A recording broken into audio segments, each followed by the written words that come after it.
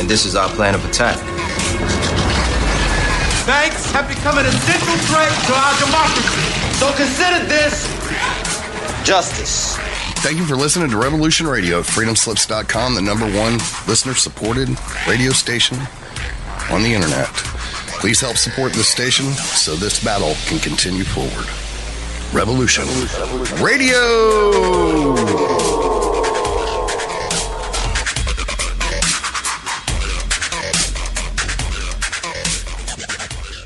Do you or someone you know suffer from poor circulation, shortness of breath, or chest pains? Are you looking for a more natural solution to help overcome these problems? People tell us that after just a few months taking Extendivite, their doctors have noticed unexplainable improvements in their overall health. For more information, visit heartdrop.com or call 1-877-928-8822. Extend your life with Extendivite. And tell them Nighthawk sent you, because if you call this number and tell them Nighthawk sent you, you'll get $5 off your first order at extendivite.com. Thank you. The opinions expressed on this radio station, its programs, and its website by the hosts, guests, and call-in listeners or chatters are solely the opinions of the original source who expressed them. They do not necessarily represent the opinions of Revolution Radio and freedomslips.com, its staff, or affiliates.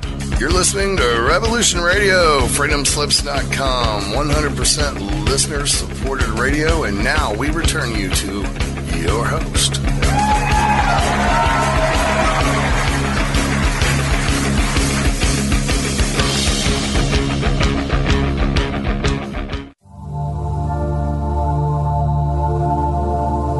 Welcome to Sacred Matrix, a divine paradigm of love and universal consciousness, with your host, Janet Kira Lessin and Dr. Sasha Lessin. Together, we transform the world.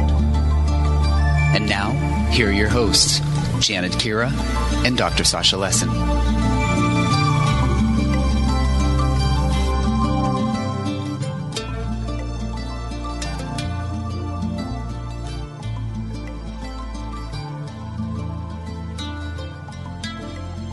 Hear anybody?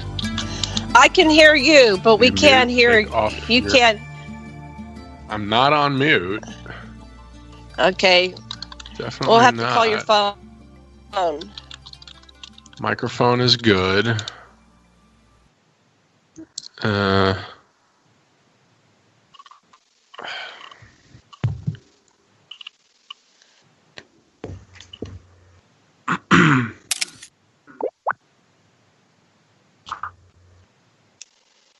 You are live, by the way. Oh, didn't hear the intro. Did I send you Lee's phone? I'll have to text it to you. Okay. Welcome, everybody, to the Sacred Matrix. This is Janet Kira Lessin, your host and your co-host. Doctor. Set to Yeti, not we can mute. hear you. Okay. Hold on. I got to do some tech stuff. Sasha, you want to talk? Sasha, you do you say hello. Okay. Hello.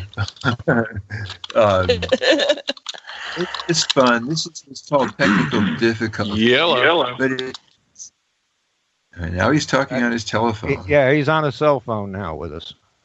Hey there. Okay. Hi. Okay. Hold on. We're going to do a little intro. Well, hang on a second. I hear myself pretty loud. It's kind of distracting. Okay. Is there any way we can get rid of that? So turn off your Skype. My Skype. Okay. Yeah, turn off your Skype. Alrighty. How about now? And that should be good. It's okay? Okay. Yes. Okay, here we go. We're not doing Skype. No, I'm gonna put the intro in right now to our show. Copy that. Okay, so just hold on and we'll be right with you. Okay. You got it. Hello, everybody.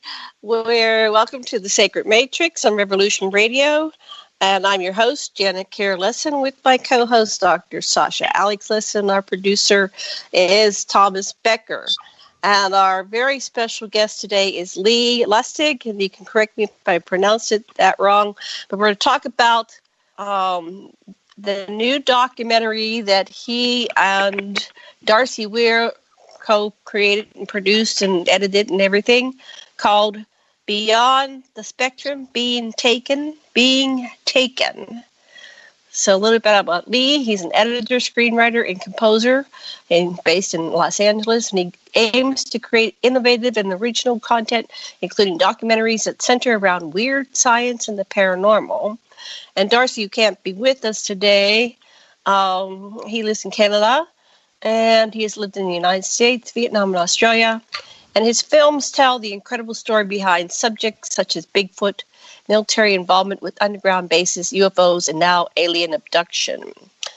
And his current documentary series, Beyond the Spectrum, will provide people with enough verifiable information on these subjects, and in later installments, broaden upon these topics with more in-depth information related to each. And I'm very excited about that. Beyond the Spectrum, Being Taken. Explore the rich and detailed history of supposed alien abductions and the most credible cases from a whole new perspective, taking into account the history of supposed extraterrestrial visitation as a whole.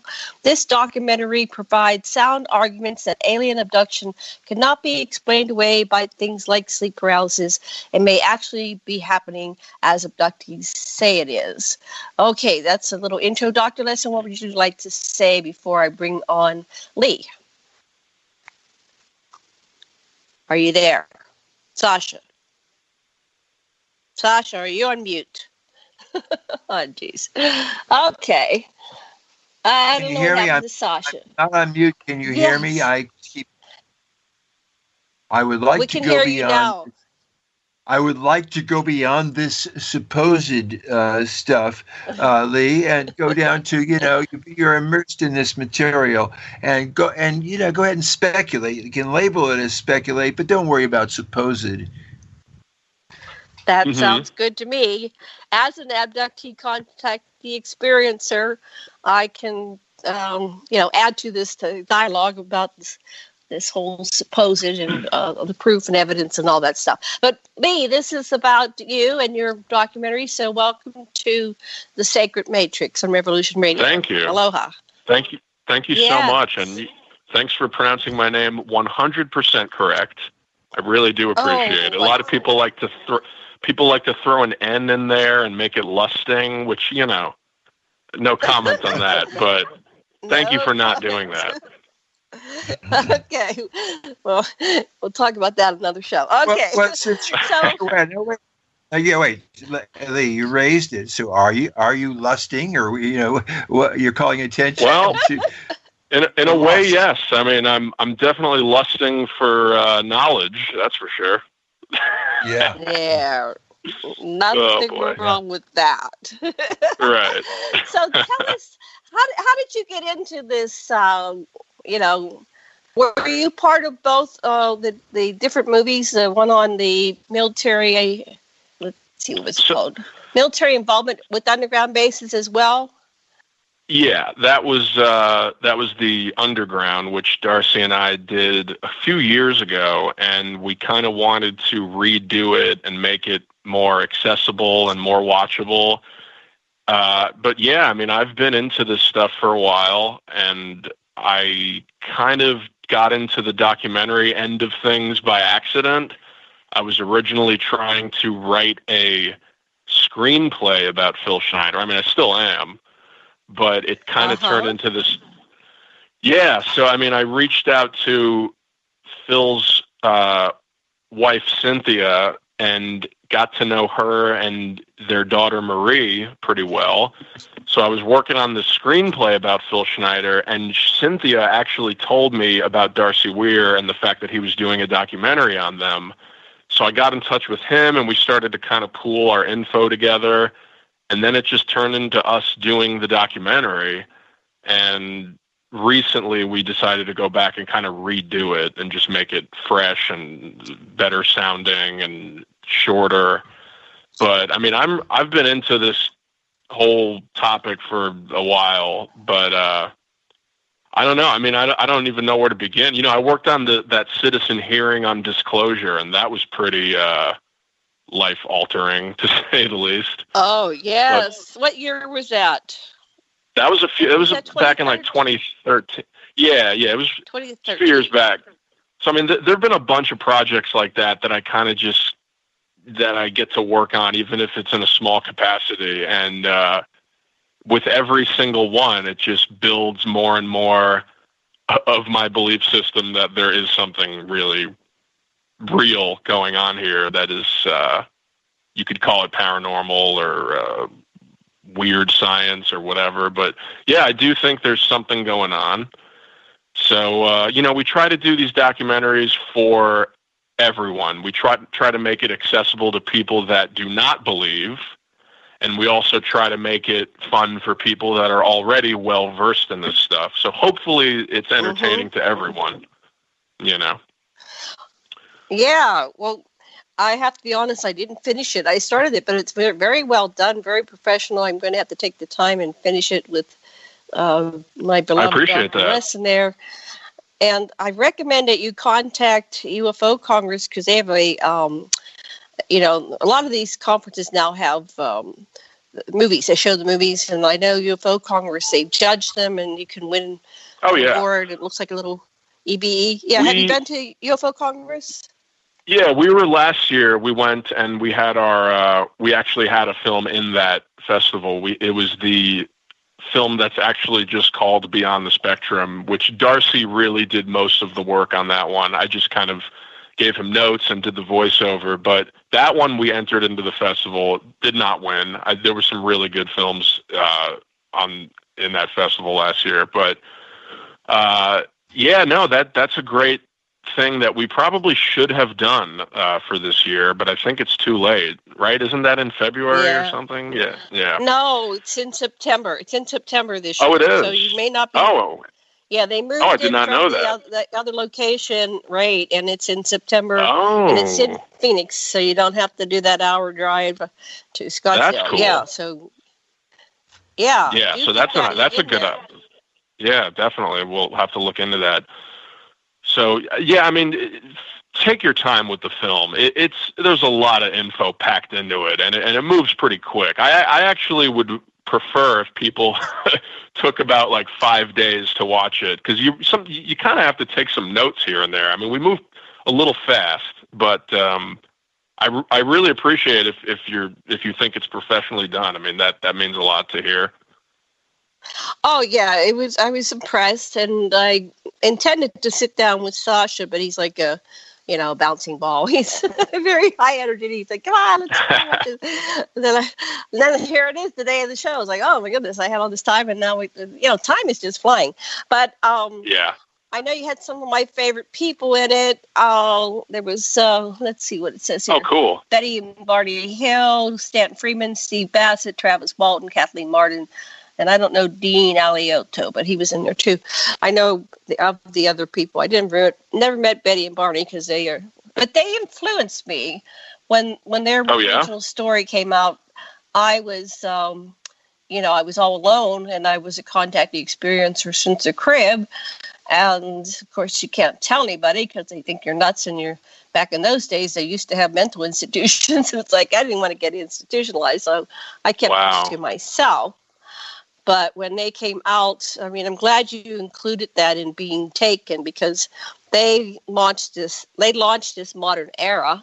And then of course, we had Whitley Strieber after them. And so you did a great job getting that part documented. But to address what Sasha said, and I'd love to see this, and I'm not, unfortunately, I'm not a documentary maker, although I would love to do that. I used to work on documentaries when I was a teenager in Pittsburgh, but I had to let that go to earn a living, because it's hard to earn a living doing this stuff, right? But I'd like to see it go from supposed to a documentary on experiencers, interviewing experiencers. And I've been interviewing them on radio shows, and there's enough experiencers to do a whole series just on experiencers. Oh, absolutely. Because so many people are coming forth. Yeah. Well, that's good to know. I appreciate that you enjoyed seeing Betty and Barney in this film, because it has been covered to death, but And we have been sort of criticized by a few people because we kind of retread stories that they already know.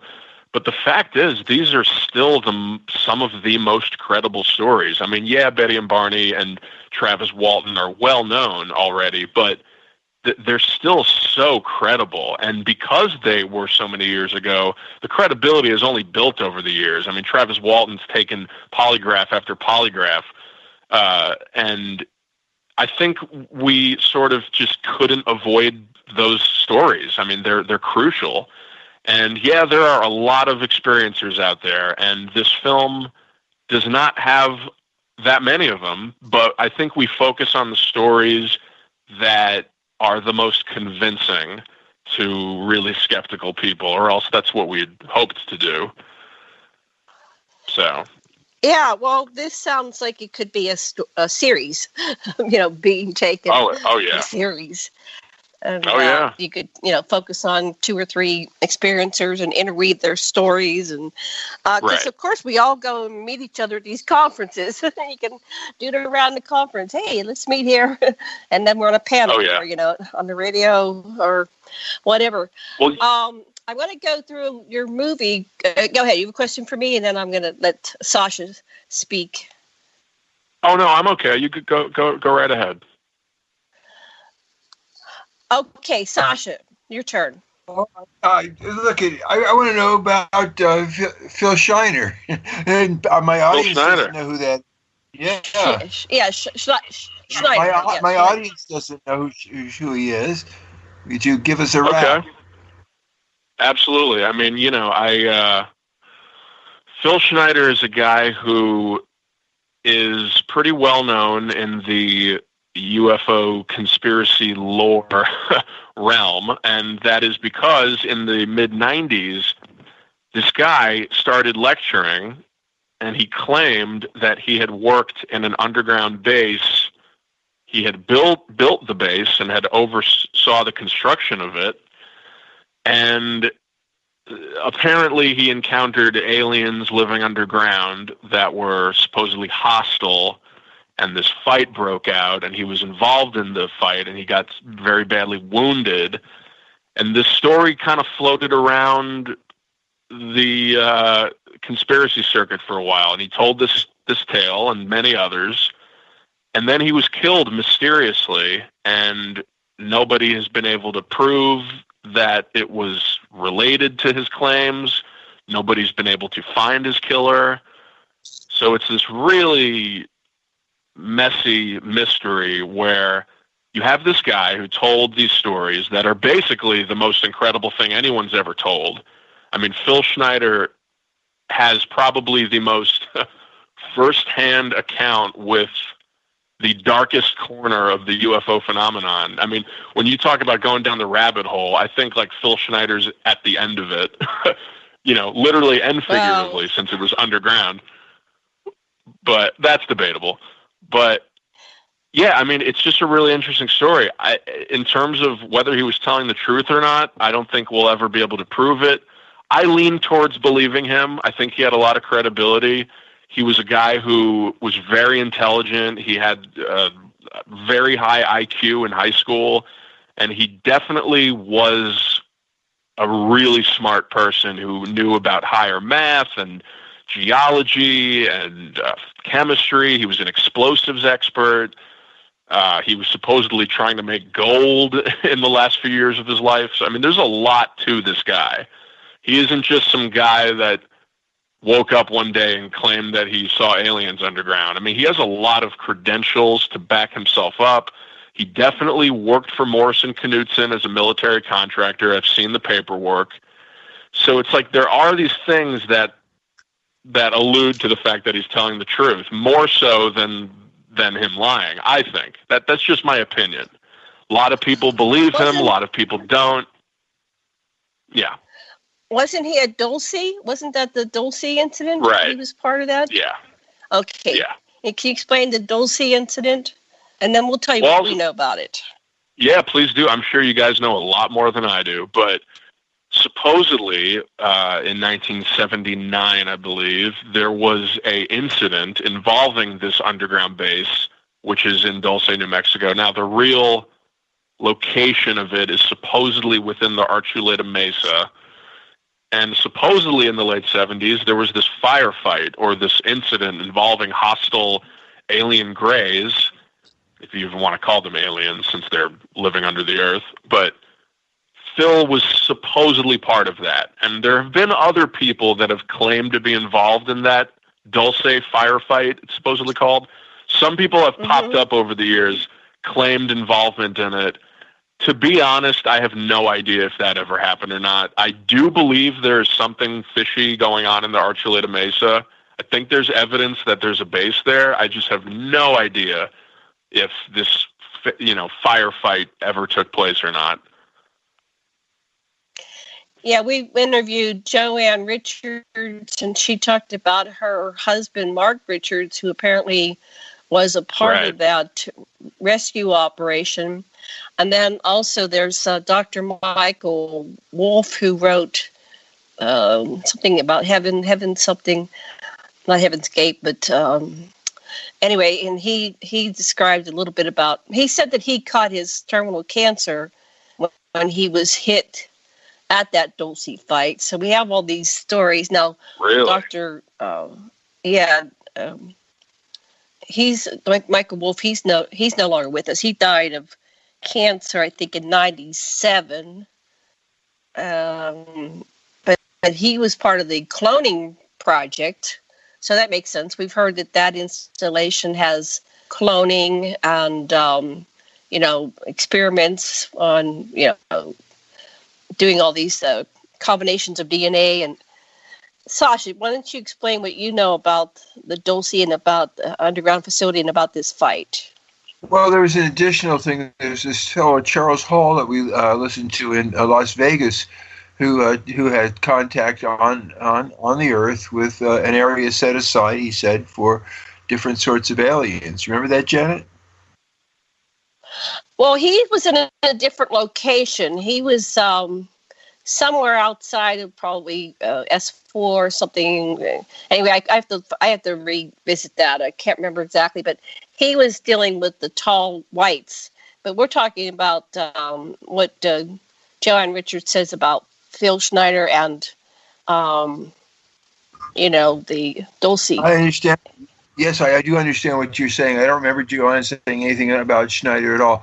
What she said was that there was a international, that her husband, who's in jail, supposedly on trumped-up charges, to keep him out of circulation for various reasons. Anyway, his name is Captain Mark Richards, and he'd been commissioned as part of a Delta Force by President Carter, who didn't trust the regular intelligence community or anybody in the regular brass.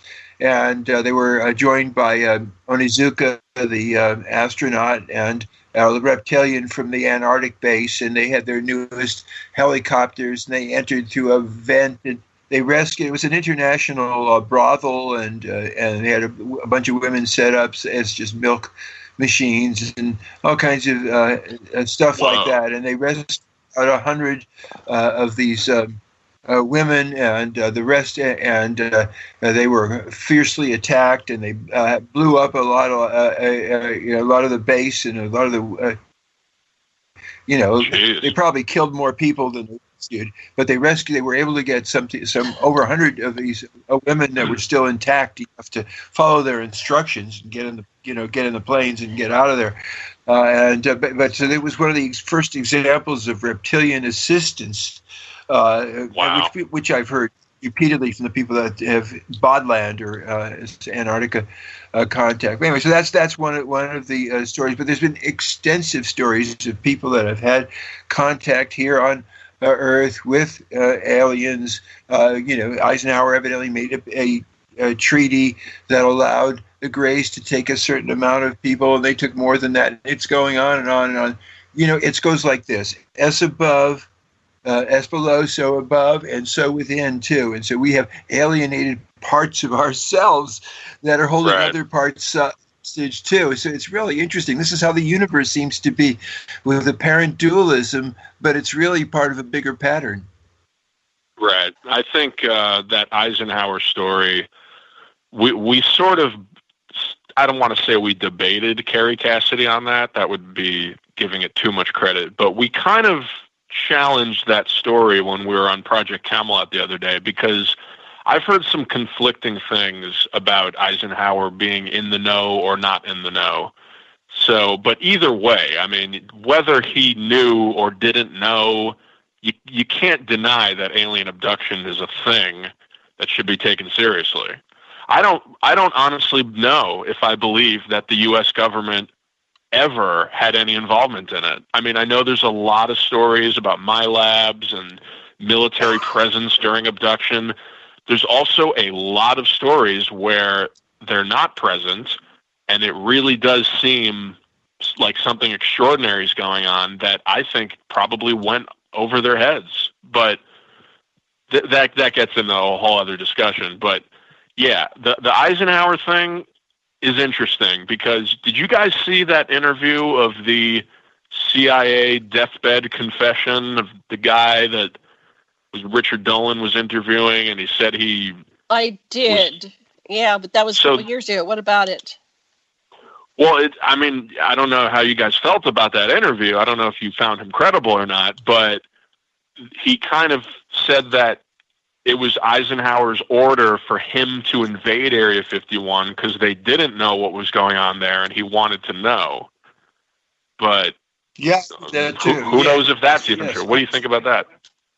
I think that Eisenhower and the presidents were in this tremendous fight with John Foster Dulles and Allen Dulles to control the CIA, which was a Nazi operation ever since Operation Paperclip.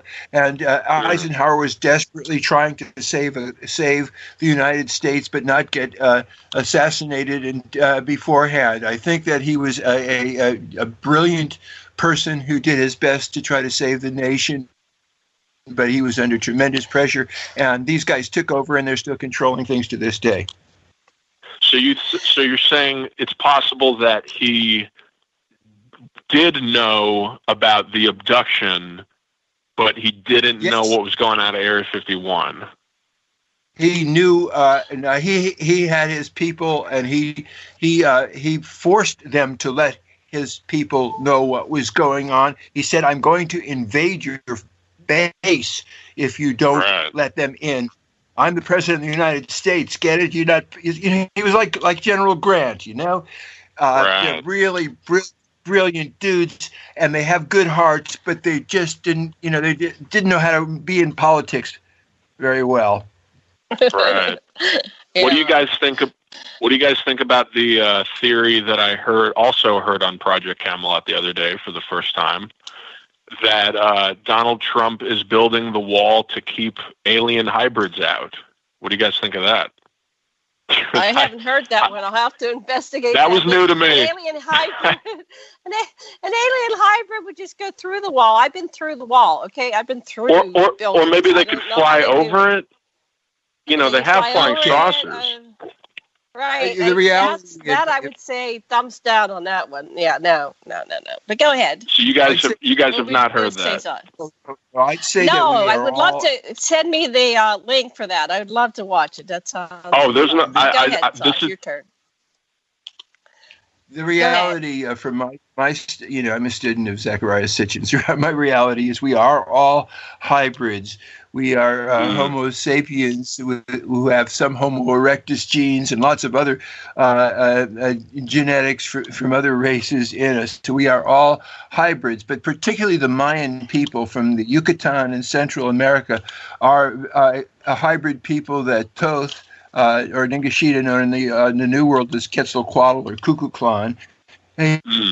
He brought them over. They settled in Titicaca, Lake Titicaca area, Tiwanaku. They had a big landing field at Nazca. They were all over the place. Way before the so-called American Indians were here, there were lots and lots of people for millions of years. And so yes, there are hybrids, and very recent hybrids, and some of the most brilliant people in the whole world, the Mayan people, who are suffering from terrible gang warfare because of the way we destabilized their economy. Particularly, this was Allen Dulles' dealing, and so these people are running away from gangs trying to save their lives. And yes, they are hybrids, and they have an ancient language, and they have great knowledge, and they're a gift to the United States. I say bienvenidos. Right. Hell yeah. Well, because, the reason why I bring that up was because I noticed, I hate to keep bringing up other shows that aren't this one, but I do think it's relevant. That's fine. It's relevant. Just go ahead. I do feel like it's something relevant to discussion, but I just bring it up because when we did this Project Camelot interview the other day, I went and read some of the comments that were going on during the live stream, and a lot of people, first of all, a lot of people thought we were CIA, which I take as a compliment. I think that's awesome. But some people were really upset that we weren't familiar with the Donald Trump UFO lore that is apparently out there. And this involves the idea that he's building the wall because of alien abduction. And we kind of got put through the ringer by a lot of people because we never heard of this. But I don't know. Couldn't they just fly over it? But whatever. Yeah, I forgot to make that joke on the show, but it's really just like, that's a new level for me where I really don't, I don't even know what to say to that. I think it's giving ufology a pretty bad name, to be honest with you. Well, I noticed that, and we're getting off topic, but that's okay. First of all, I've noticed that a lot of ufologists are trumpets. I call them trumpets, and it seems to be a program that puts people in a mindset to follow blindly. You know, this lore, which is not. It's fiction. It's all made up. But you have to look at why are people following this fiction, and what's the agenda, and what's the alternative? What's the agenda? Where are they going with this? So, I notice it. It's like they're like born agains. They're like fundamentalist religious people, and they get so adamant, and they get so. I don't talk to my own brother and none of my family anymore. I have a sister, the other one I can talk to. The rest of them, I can't talk to them because they're all like, it's Orwellian. It's like mind control. It's like MK Ultra. So that blows my mind, and it's very sad, but I just say, I'm not talking about that because I know what I know, and I can't prove a damn thing, but I know what I know because I'm a lifelong experiencer, and I still go on other planets. I still go on board ship. I've been an ambassador to outside of the Matrix. It's this little area of space-time continuum. The Matrix is definitely a 3D virtual reality game, and people they've all taken their roles and they're role playing and they're acting it out and like it's real, and it hurts, it kills people, it destroys planets. But for my research, my information, and I at this point have interviewed going on thousands of people that have been in the UFO field, from the nuts and bolts people, from Stanton Friedman to Richard Dolan, and to all the. There's about 25 secret space program people, and I know I'm not supposed to use secret space program because of Corey Good. There's all this stuff going on, right? But the hybrid program to me is very real, but it's more complex than what Betty already had. We're taking some people. Let me just finish the sentence. Let me finish the sentence and I'll pass them all. The talking stick. We have a visible talking stick. It's more than just combining two species. They have the ability, whoever's doing this, they have the ability to take DNA from many species. You can have a person that has, say they want to have a strong super soldier, they'll put reptilian DNA. Say they want to have somebody with, heightened ability to run long distance. They can genetically alter and combine DNA from many species, and that's kind of going full circle. That's what they were doing in Dulce, but they do it in other locations. Wow. It's a big facility in Japan. But I'll talk about whoever wants to. We'll go round table here. Sasha, did you want to say something next? And back to Lee. Go ahead. But just I think that no matter what the issue, you have to look at what the information sharing in this world has come to, which is the more dramatic a journalist or purported reporter gets, the more attention they get, the more mundane and cautious they are, the less attention they get in this battle for the ratings, which give them the advertisers, and the advertisers pay for the position. So if you really have to understand what is the information matrix that we're operating in, it's what I think is interesting is everybody's got a bit of the truth, and they also have their unique perspectives, and what it takes is taking all of their glimmers of understanding and trying to get a bigger picture is an interesting thing to do too, I think. Oh yeah, with what you were saying earlier about the hybrids and the reasons why there's these hybrid programs. In our film, we had Kathleen Martin kind of communicate the idea that some of these beings are possibly concerned by the condition of the human race and maybe are trying to manipulate our genes so that we are able to reproduce and continue, which is an interesting thought. And we touch upon that in the film. Now, what we also touch upon, which I think might be seen as an agenda, but isn't, is the idea that these beings are concerned with how we're treating the Earth. Because Darcy and I are not like these super hard-lined liberals who want to pitch you a subliminal global warming ad. There's just a lot of evidence for aliens abducting people and telepathically showing them Earth's destruction and warning them that we're getting too technologized or we're relying too much on harmful methods of fuel like fossil fuels. That's just a thing that's been reported a lot. So we're not coming at this from any liberal standpoint or global warming, climate change agenda. This is what we're finding and we're reporting it.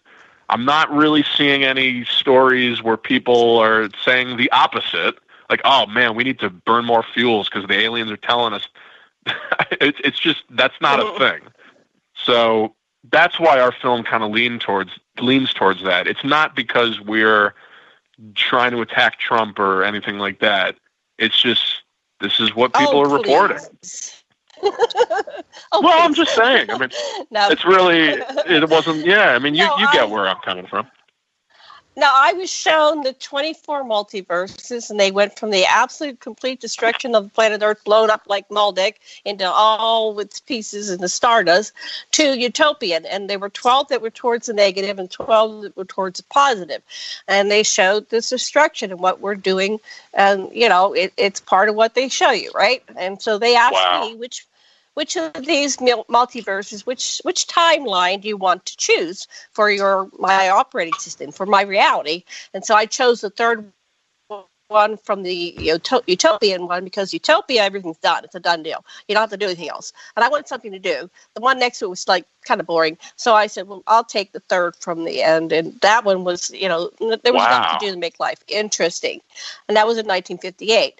Now, so I've been tracking the timeline, people, and I don't want to take up the whole show with that, but that is what they say. And then, of course, there's a common message they say, and you've been chosen, and you're here to do something that's going to help humanity. So we're kind of given a mission as a contact the experiencer that we're here. So people get very motivated to be environmentalists because, and then I talked to a physicist who's an engineer who's creating a free energy system. That's renewable energy, and he says, "Well, this Earth is like a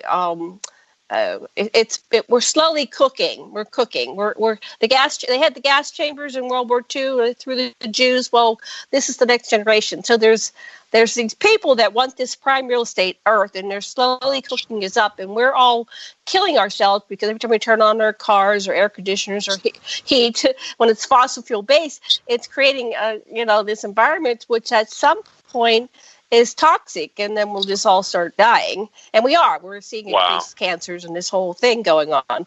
So I think there's benevolent one that they want humanity to succeed, and then there's the other, and I don't know, I can't quite figure out who's on what side, but they want to say Dracos, and they put it. It's kind of a racist thing, but I think it's pretty individualistic. Doesn't matter what form you are. There are good Dracos and there are bad Dracos. There are good, all species. Wow. No matter what avatar you're wearing, you have the ability to choose whether you're a light being or a dark being.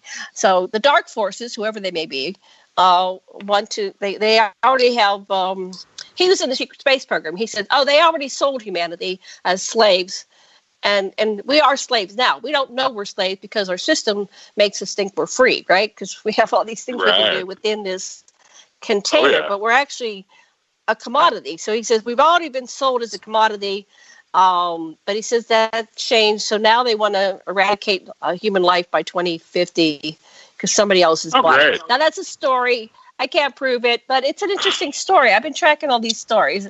If you don't that's incredible. You get the stories, and then you can storyboard it with all the stories, and then you get a bigger story. It's like, wow. I mean, I definitely want to know more. I definitely want to know more about your experience, your personal experiences. I mean, it sounds pretty amazing. And mine is just one of many. I mean, mine's pretty amazing, but I know there's a whole category of conscious consciousness experiencers, and we're not victim. And, we return with our memories. We have a lot of memories intact. And then if you do hypnosis, you recall even more. I can turn you on to these people. But I had a conference in October where I had 65 presenters. And we were all telling our stories, and we took everything to a higher level. Didn't make any money, but it was about raising consciousness and saving humanity and saving. And there's a win-win where humanity lives, and so does this planet, and all the species on it. But right now, it's kind of we're in polarity and opposition to life because we're not being conscious. So anyway, I mean, it's very ironic, that so many ufologists are going the Trump direction, because you'd think that they would be following the Palladian teachings about accepting everyone and loving. You can't be down with Palladian teachings and want to build a wall. That's just doesn't. Those two don't mix. That's it. I'm sorry. I just remember what I wanted to ask you. Now, since you mentioned Trump and the wall, have you researched Trump and and his uncle John Trump, who got Tesla's technology, all Tesla's papers, and that he has time traveled back in time? He created a book in the 1800s, and it's all about Baron Trump, the time traveler. It's a 3-book series. It was I'll pull it up. It was in the 1880s or something, about Baron Trump. And no, I have not. And the theory is, you have to do this. You have to do this. The theory is it sounds fun. Donald Trump had his uncle got the technology, gave it to him in the 1980s, and that's why Donald was able to predict 911. Apparently, he predicted 911, but he's going back and forth and altering the timeline, so he's always president. So he's going to be president in 2020. Oh God! If there's one if there's one thing pointing to Donald Trump time traveling, it's Back to the Future 2, when Biff time travels and becomes like the president. Yeah, I mean, I think people have seen that movie a lot, so it's kind of burned into our brains. But yeah, I mean, it sounds fun. Donald Trump. Right. But you got to pull up this info. We'll do another show. I want you to research this stuff and get back to me, because I will. It's like, oh my God, they put all the points. This book from 1893 says that that this guy who wasn't supposed to win gets elected. They go down to the Trump Towers, but it was a hotel in 1893, but it's exact location, and it's like that's interesting. Wow. Baron's mentor was Dawn. Baron's. Oh God. Go ahead. It's odd, but at the same time, it's also really not that weird. I mean, Donald Trump is a walking archetype for everything that he is. I mean, his kind of persona has been known about for a while. I wouldn't be surprised if like a science fiction author predicted him, because he's just the epitome of everything that we've feared in dystopian science fiction. But yeah, I mean, I apologize for trapping the conversation in this corner. It's current. I can't help it. You know, it's going on right now. It's hard. It's hard to resist. But to end that little thread here, the final book in the 3-book series was The Last President. So if Donald gets his way, he will be the last president. He won't step down until somebody forces him to. That's the theory. So anyway, I invite you to read it, people. And sounds interesting. But of course, there's a lot of people that love Donald, and I don't get it. I don't get it because I'm an environmentalist. I'm conscious. I'm right. I love all people's all colors, all everything, and I just can't. I can't be that way. I'm an old hippie. What can I say? Well, apparently his bigotry is a show. It's not real. Apparently it's fake, but whatever. We don't need to try to dissect that idea. It's okay. We'll let that be. Oh, he's very good at not faking it. What? Yeah. All right. Right. Yeah. Sasha, your comments. It's an interesting thing to do, rather than just see our current situation is so desperate, is to look at the how perfect it is that our challenges are coming to a head, and to really look at what we need to attend to in order to transcend our self-poisoning, and it's really quite perfect from my perspective for this time and place to be any other way, because it's perfect and it's all part of something bigger if we can. And so the way is really easy. It really is. Look for the common ground, the love in everyone. We are all one. We can reach out and make person-to-person contact. When Jimmy Carter and Anwar Sadat and Menachem Begin were about to go home from Camp David, and they were bummed out. They'd spent a week together, got to know each other, these 3 grandpas, and they said, you know what? We're going to be a failure. Camp David's a failure. There's not going to be peace between Israel and Egypt. And Sadat said, you know what?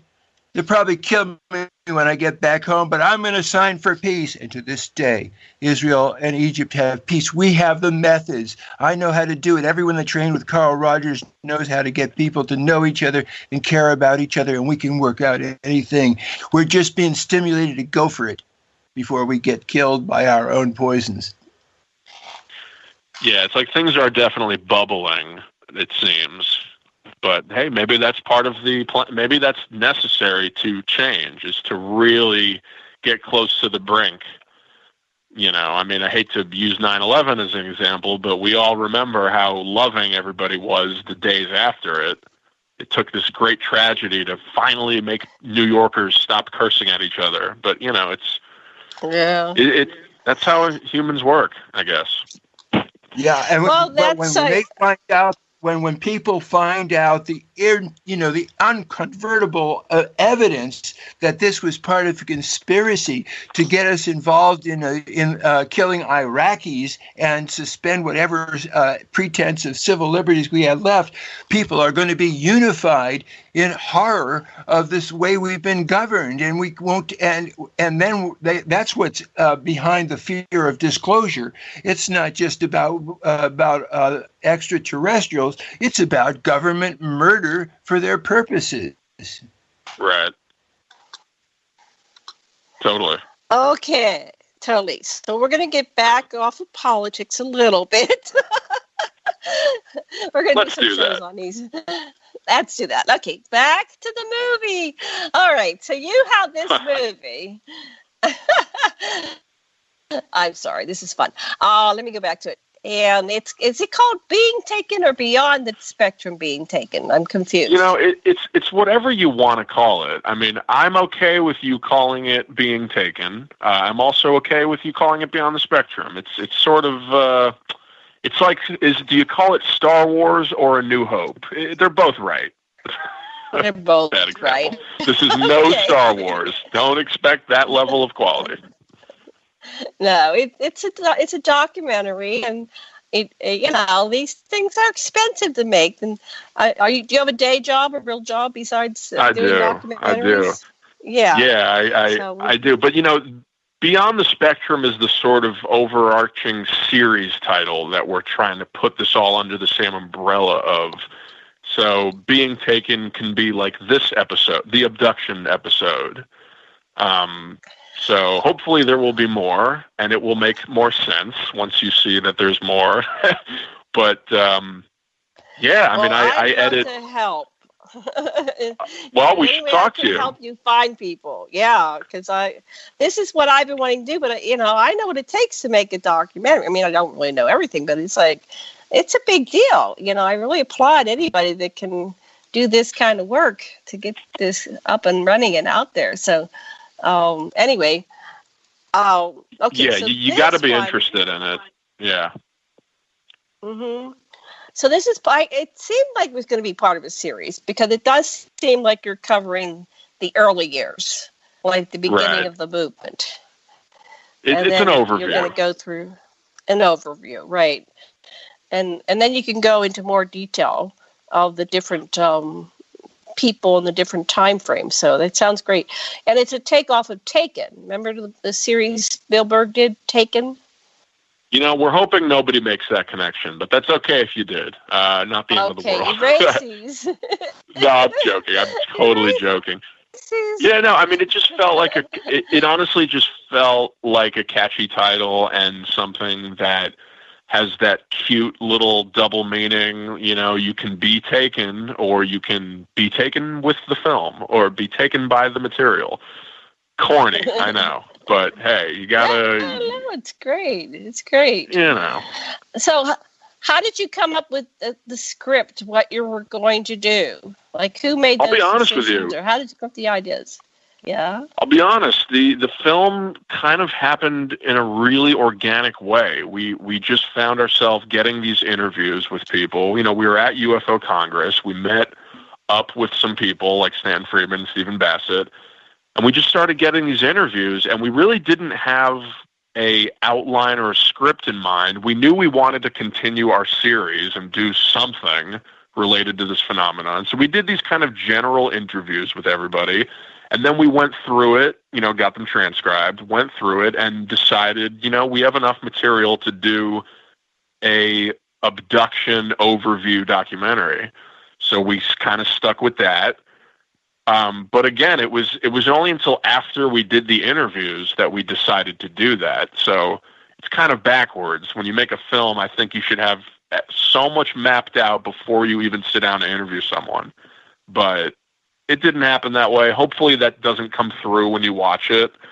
But we've always wanted to do something about abduction since we worked on the Phil Schneider thing, because it's so unrelated. I mean, the cool thing about ufology is you could talk about something like underground bases, and on the surface, it seems like it has nothing to do with abduction, but it totally does. There's a lot of abduction stories that involve going to an underground base, and there's a lot of underground base stories that involve people being abducted and being taken down there or whatever. So it's interesting, but we're kind of keeping them separate. I mean, we don't mention Phil Schneider in this film. We don't mention Alien Abduction in the Phil Schneider film, because we feel that it's enough there should be enough material in one topic to convince someone. I think a lot of people are going to criticize this film for not going certain places. Like, we don't really talk about psychics or hypnotic regression in that much depth. But again, I don't think that stuff is necessary to convince people. Yes, it's great if you're into it and you're like, okay, where can I hear more? Then you dive into the deeper stuff. But we kind of stick with the more tangible, accessible, convincible things, even though nothing is truly convincing. But that was what we tried to do. We tried to kind of just convince people first, and then we'll see. We'll get weird with it if you're still on board, Yeah. Well, I identified with the different people. What happens is they'll often have a contact. Let's call it alien. They don't like being called abductees. They would be called experiencers, but they have some kind of contact with extraterrestrials. And then often the military will come in the next day or two after their experience with extraterrestrials and abduct them down to, a lab or a underground facility or somewhere where they interrogate them.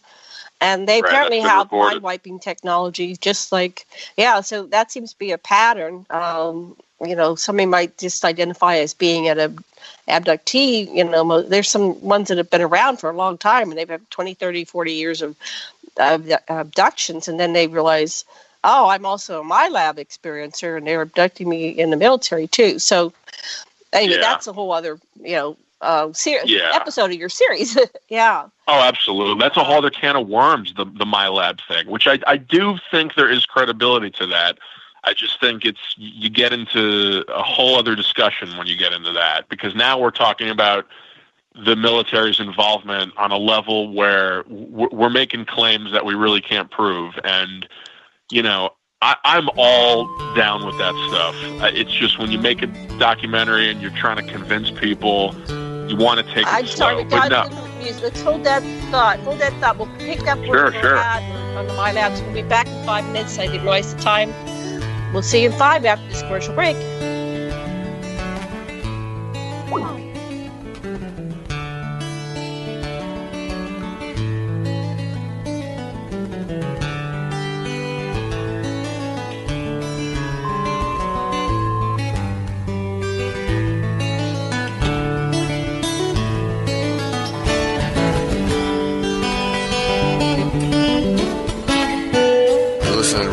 Radio at freedomslips.com, and we'll be right back after this message.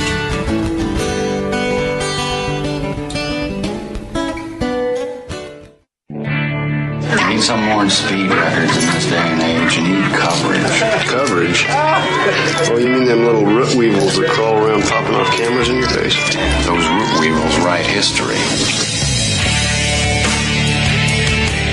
Many of you know that quote by Jack Nicholson in A Few Good Men, "You can't handle the truth." Well, you can, and Event Horizons will give you those truths. So when you're mad as hell and not going to take it anymore from that memorable senior network, you'll know just what to do. We will draw you in and become your news addiction at Event Horizons. Join us Monday through Friday from 10 a.m. to noon Eastern Time at freedomslips.com. Revolution Radio. Our world team members are Dennis Fetcho, John Ilias, David Dunger, Halakas MD, Melanie Vrichton, Jim Mars, Paula Harris, John Trallo, Maria Payan, Christopher Husser, DODDS, Jonathan Orchard, and me, your anchor, Dr. Robin Falco. If you decide not to volunteer, it will not be held against you in any way. Sounds dangerous. It is. Very dangerous. Count me in. And that's right here at Revolution Radio, freedomslips.com, where information never sleeps.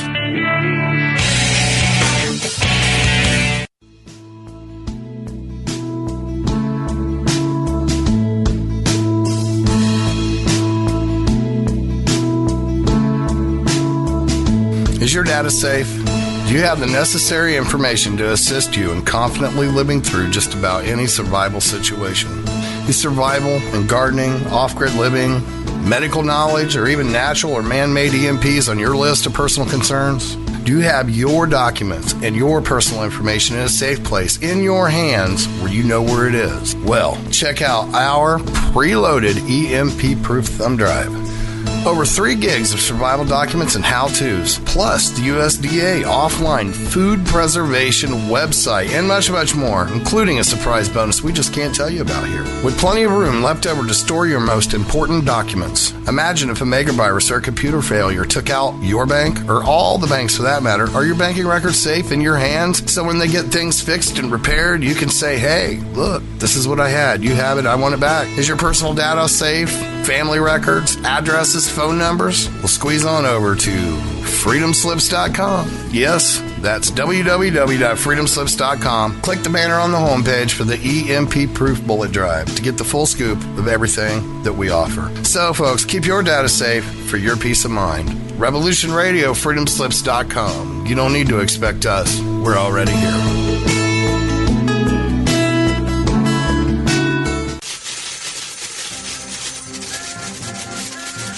In breaking news, a visiting Syrian diplomat reported today that their population is evolving rapidly and advancing into a fifth-dimensional consciousness. They are seeking peace with all cosmic cultures, which may mean that the Earth will be asked to join the prestigious Galactic Federation of Light Alliances. Please join Debbie West and Michael Hathaway on Lost Knowledge, Saturdays, 3 p.m. Eastern Standard Time in Studio A, for the latest breaking news on the Star Visitor's peaceful contact and the ongoing project of cleansing the Earth. This is the people's war. It is our war. We are the fighters. Fight it then. Fight it with all that is in us. And may God defend the right. Warning! Warning! We gotta stop them! They're gonna kill us all! See how the trouble you've started? Be they the government, be they industry, be they organized labor, be they anyone, or human beings. Time when the operation of the machine becomes so odious, makes you so sick at heart that you can't take part. You can't even passively take part. And you've got to put your bodies upon the gears and upon the wheels, upon the levers, upon all the apparatus, and you've got to make it stop. And you've got to indicate to the people who run it, to the people who own it, that unless you're free, the machine will be prevented from working at all. Revolution Radio at freedomslips.com, the #1 listener-supported talk radio station, throwing ourselves upon the gears of the machine. Revolution Radio, where information never sleeps. You called down the thunder, well now you got it. Right! You tell them I'm coming! And hell's coming with me, you hear? Hell's coming with me! Revolution Radio!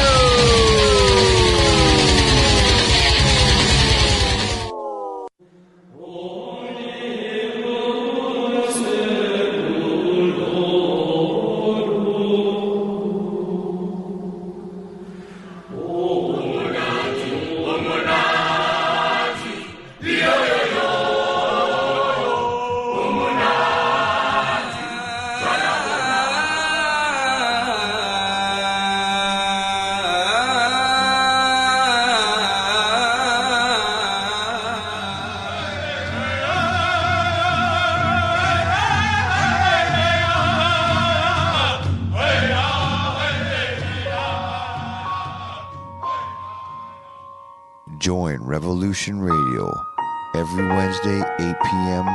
Eastern Time on Studio B for Momentary Zen with host Zen Garcia at freedomslips.com, the People Station.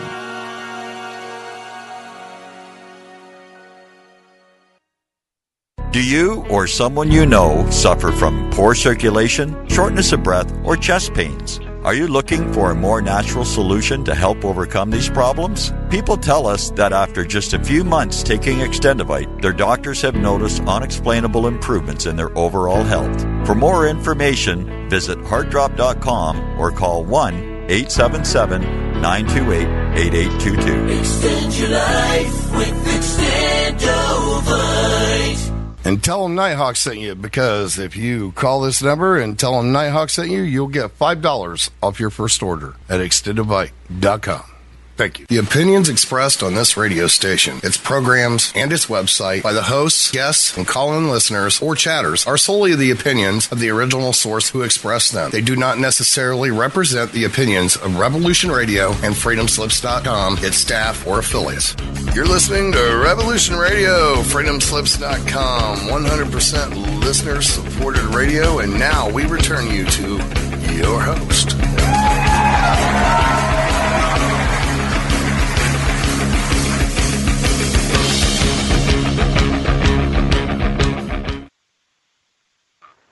And aloha and welcome back to Sacred Matrix on Revolution Radio. And I'm your host, Janet Lessin, with my incredible co-host, Dr. Sasha Alex Lessin. And our producer is Thomas Becker. Our guest is Lee Lustig, and we're talking about the documentary Being Taken. But before we get back to our show, I'd like to remind everybody to please go over to the donation button on revolution.radio and make your donation at this time. And we really appreciate your donations because we can't do this without your donations. And the Mad Painter, how are we doing this month with our fundraising? Well, we need $24.50, and we got $162 so far, and it's the third of the month. It should be about third. Double. We made okay, last people, month. please. Yeah, we made it last month, but we gotta stay. This is a short month, so we gotta go donate a little bit more sooner. Okay, Tosh, we're gonna pass the talking stick to you. Okay, good. Thank you. I'd like to tell a little story about a guy named Emilio Zapata, who lived down in Mexico, and he was leading. He complained to government of Porfirio Diaz, saying, "Hey, you're oppressing the poor people." And Diaz says, "Ooh, get that man's name. We got to get rid of him." And many years later, when Zapata came to power, he found himself confronted by a peasant, and for just a minute, he almost said, "Get that man's name," and then he realized, no, I'm not going to do this too. And that's exactly where we're at now. What we've got to do, I think, is really important, is not keep on alienating ourselves from other people, from the Trump within us, or the Trump or the people who violently disagree with us, but find out what they really need. And I can already tell you that what everybody needs is respect and admiration to some degree. And we all, if we find the common ground, it is so easy to know everybody likes to do sports. Everybody likes to see beautiful things.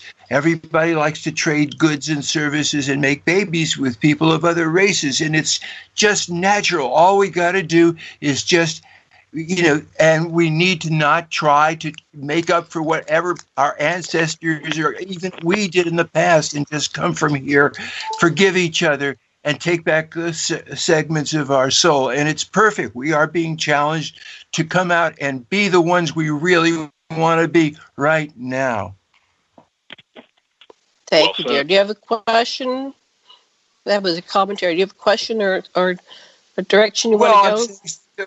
Yeah, well, I can just even put it to both of you. How can you two and the rest of we people that passionately feel things reach out to everybody and get civility, the civic duty as a citizen of Earth to work it out, to find the common ground and the reasonable solutions so that we can survive as a species? We all want the same thing: love and peace and happiness. Right. That's a good question. Your turn. I think I could. Go ahead, Lee. I could I could do more. I think I could probably do more to bridge the common ground. I mean, I kind of have a tendency to make fun of other opinions that conflict with my own, and maybe that's not always the best way to go. So, I think as long as we're willing to look at what upsets other people, whether it's something that we say or something someone else says, if it's something that we're doing, we got to look at that and say, okay, how does this sound from their point of view? Is this offensive? Do I sound like I'm attacking someone? If so, then maybe you could tone it back or try a different approach. So I'm not the perfect voice. I mean, I've done commentaries where maybe I'll be argumentative or combative when it's not necessary. So yeah, it's going to take some work, but I'm happy to be alive right now. I mean, I think it's a really fun time to be living. We are definitely at odds with each other, especially in this country. But at the same time, it's so enlightening to be around for that, because things can either be so dark or so great, depending on where you're at. and in terms of our near future too. Everything could go to the toilet, or it could enter utopia soon. Who knows? We are really on the fence. So it's interesting. I don't know how you guys feel, but I'm happy to be alive right now. Oh, yeah, I enjoy living. I have a very interesting life, having been a contactee experiencer, and periodically I get these downloads. At night, it seems that most of my experiences are at night. I go to all these different planets, and I've seen these different social systems and governance systems of other planets and how they work it out, how they do it. And one of the things that they, we're a level 0 civilization. We're very primitive and unconscious, and they would really like us to, join them in the Federation. But they would like to trade with us. I was sitting on a panel with Randy Kramer, and he said that they want to trade with us. There's a faction that's already trading with in the galaxy, and they like our clothes, especially our children's clothes, because there's a lot of species that are tiny, and they don't really, not really good at that. And they like our beer. And then I heard from somebody else that one of the secret space program people that they like our people are very talented. They're engineers. They're very adept at. They're given a blueprint that they can build a ship and do it quite easily, and it's high quality. So we're very good at that type of things. Those are probably skills that are within our DNA that have been intentionally established into this. We're a worker race, and then we're a warrior race.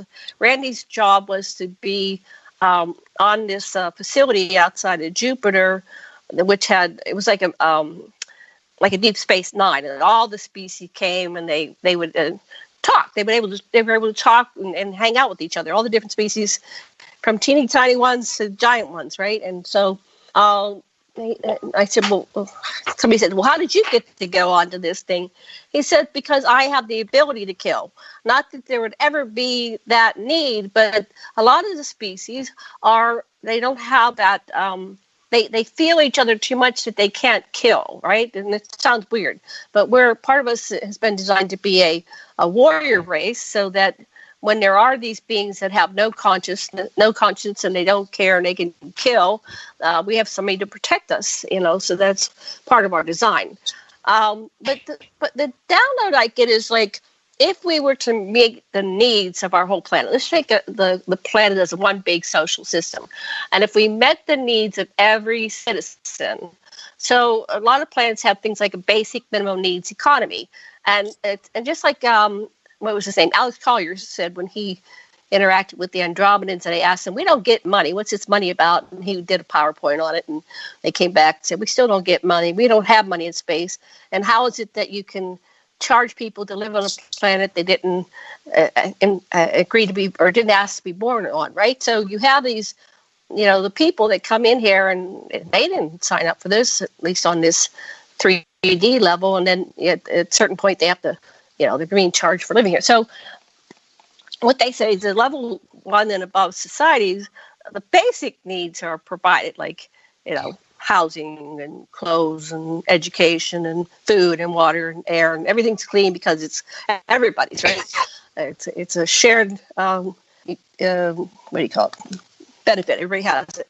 But they work for luxuries, right? So there's another system. But when you meet the needs of an entire planet, just say we would just put it in like some big global budget. We met the basic needs of everybody.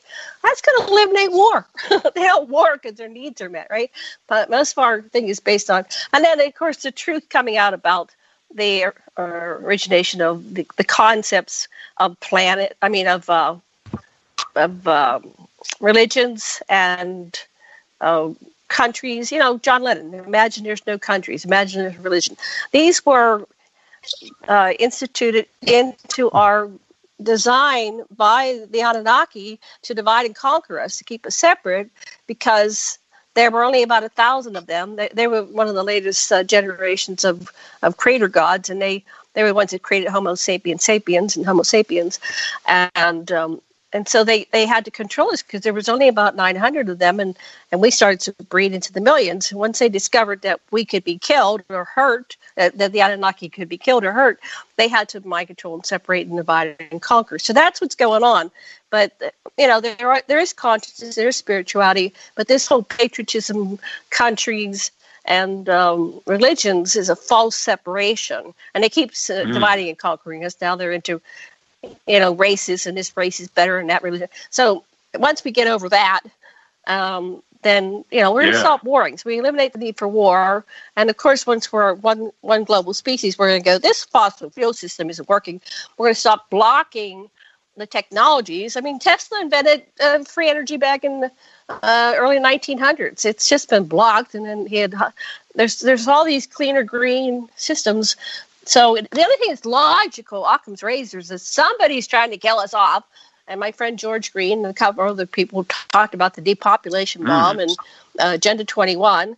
And it's like, okay, we have to stop being played by whoever's playing it with this politics. This whole thing about the wall and not wall and Trump, and this is a distraction that we are lobsters in a pot and we are slowly being boiled. Okay, I'll stop talking about next person. Well, I mean, it's a distraction, and it's also a real thing. I mean, there is definitely an issue with people, impoverished refugees trying to come here. That is a thing. But yes, it is also a distraction. I mean, there's also the element of it dividing us, which doesn't need to happen. That's the distraction. Do you guys think sports has anything to do with any of this? Or is that part of the distraction plan, or no? What do you think about that? Because that divides us pretty well too. Every single every major enterprise everywhere is run by the gangs that run everything, and sports is definitely part of what the gangs that control this planet control also. But it's the other side of it. It's a wonderful, wonderful, wonderful way to not kill each other and to create beauty and see the beauty of human beings, and so it's something that could go either way. But when you see something like the Winter Olympics in Russia and stuff like that, you think, oh my gosh, human beings are amazing.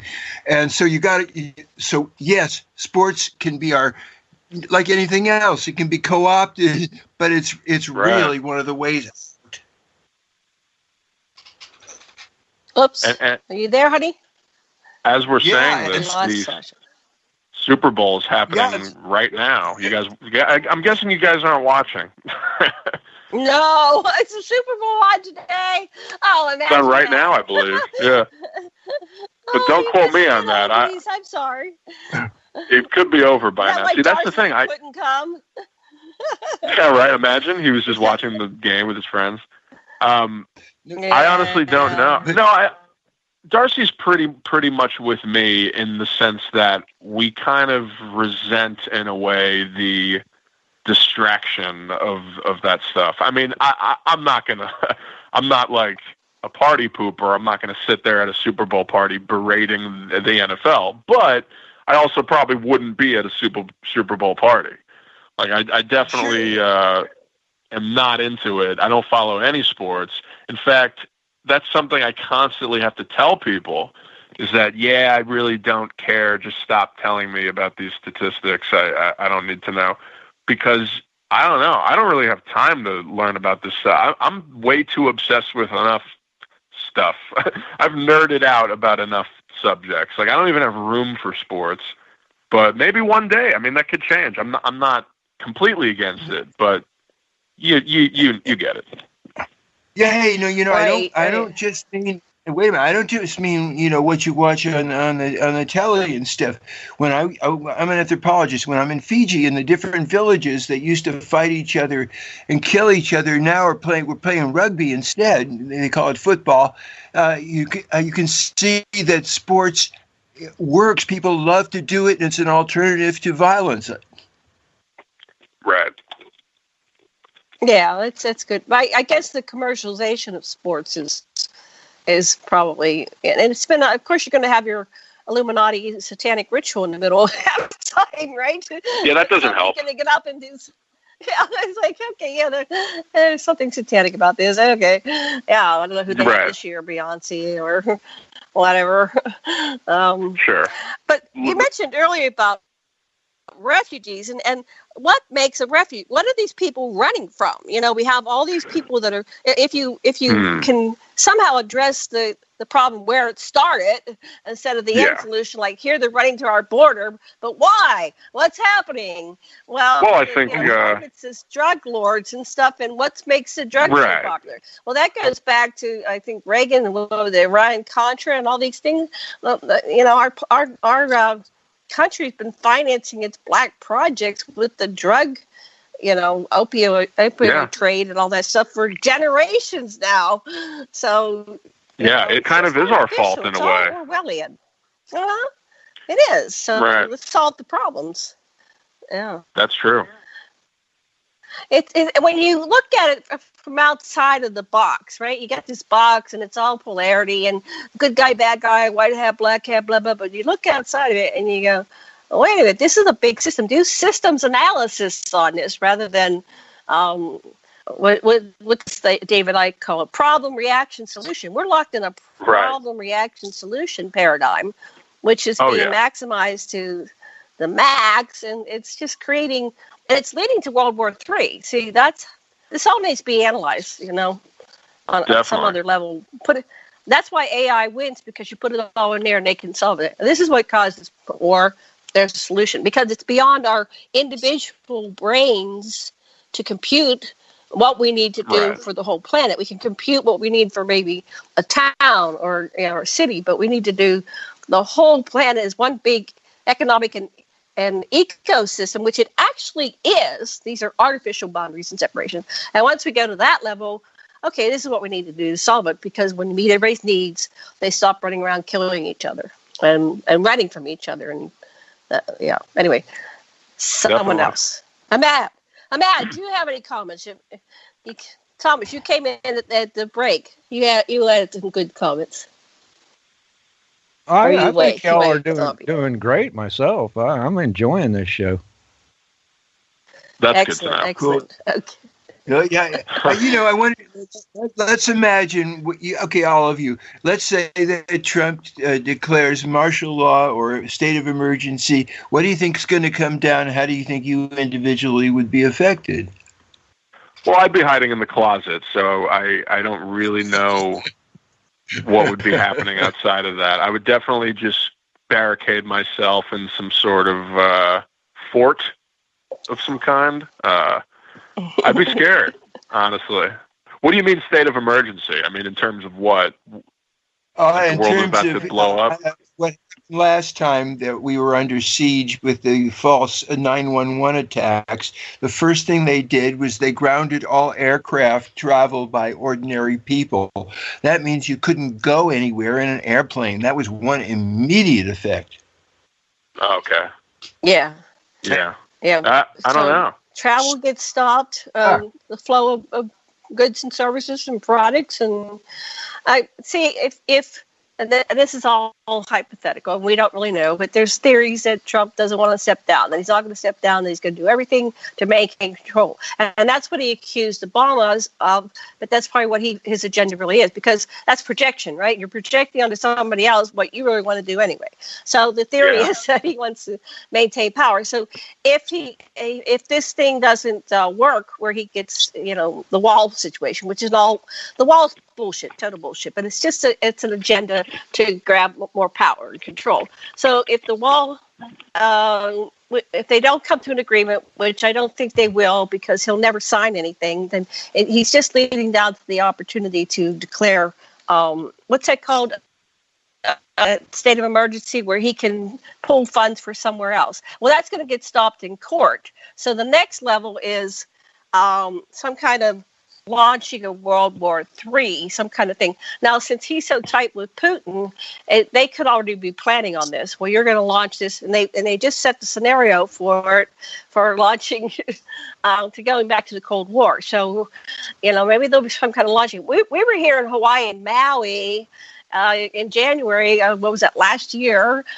When all of our phones went off, and it says run for cover. You got 15 minutes, and there's a missile coming your way, and it's nuclear, and you're all going to die. So that was really interesting. It was so surreal. It lit up everybody's phone. I had 3 phones that were all on a charger together. It was like, I go, what the hell? Oh, my God. Oh, my God. Honey, what? We're going to die in 15 minutes. What would you like to say to me? That's what our life was like. And there were people. That's incredible to think about. Any one of us could have, I know. It's just like, so the other thing is, if he has HAARP, one of the things that the time travelers, I've been studying them, they're all saying that Trump doesn't step down, so he wins in 2020. Then California goes under. Well, dear, you're there, right? You're there. And the HAARP technology, and I'm reading it on Phil Schneider's thing, right? He's talking about it. This is Phil Schneider from 95, right? So they have this HAARP technology, and the HAARP can cause the San Andreas and all that stuff. So the future time travel people are saying that LA is 10 feet underwater. Oh, I'm in the worst spot. Yeah, I know. It's so dumb that that also is kind of karmic in a way. I mean, we do have Hollywood here and a couple of other things that are not so redeemable, but yeah, I mean, there's a lot going on right now, and a lot of people are afraid. And, some people might think that a documentary on alien abduction is pretty low priority, but it could also be a nice escape. That's the thing also. I mean, if this is real, then it's always going to be a high priority, because this is just as high of a priority as it was 40 years ago. It's just, now I think now the topic of alien abduction is even more buried than ever, because there's so much going on in the world. And I'm not saying that's the reason for it. I'm not saying that, it's all intentional or anything. I just think that's just the way things are right now. There's a lot going on. But, the longer we wait, I think the more this stuff will get buried. So it's good that you guys are doing your show and addressing this stuff. It's commendable. Our take is that it's not just alien abduction, that a huge amount of the abduction has to do with the international corporate conglomerate. That's what our people we interview keep saying. So you're saying the MyLab is the main issue here? Like that's what's really going on. It's a way oversimplification. There's different programs. There's a program run by the Air Force. There's a program run by the Navy, and there's these outfits that just hire out to do defense jobs. There's an entire structure in space, according to all these people, whose stories just dovetail and seem to indicate the same kind of a structure called the international corporate conglomerate that's got technology that's they could, if it was released to the public, would make us live for a really long time and be really healthy and not have to burn fossil fuels. And they know all this stuff, and they're withholding it because for various reasons Janet alluded to already about whether we've been sold or not, and things like that. But there's this whole story that's coming down that has widespread belief by people that hadn't heretofore heard or known each other, and they're coming up with the same thing, and some of them even recognize each other. It's fascinating. Right. So the secret space program. Yeah, go ahead. Oh, no, you go. I was just going to ask Sasha if, so do you think that that there's a possibility that maybe the entire extraterrestrial presence is really just created by governments or this conglomerate to make you think that it's aliens, but really they're the ones experimenting or abducting? I'd say that's a spurious dichotomy, that it's both. That it's totally both. They're trying to manage the flow of information, but there's too many people involved and there's factions involved like Kramer and others who have been explicitly delegated. Coming back to our earlier thing, Kramer says that Eisenhower created this special group of Marines, and he said, you're part of the space program, and your job is to see if you can save what's left of America as a constitutional democracy.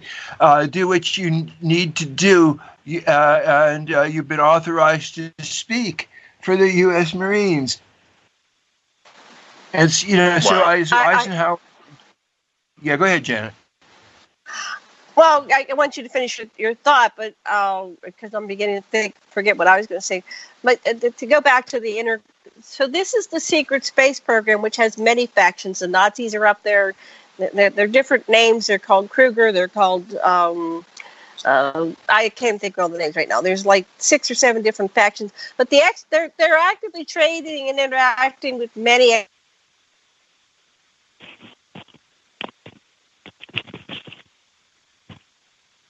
I believe we lost them.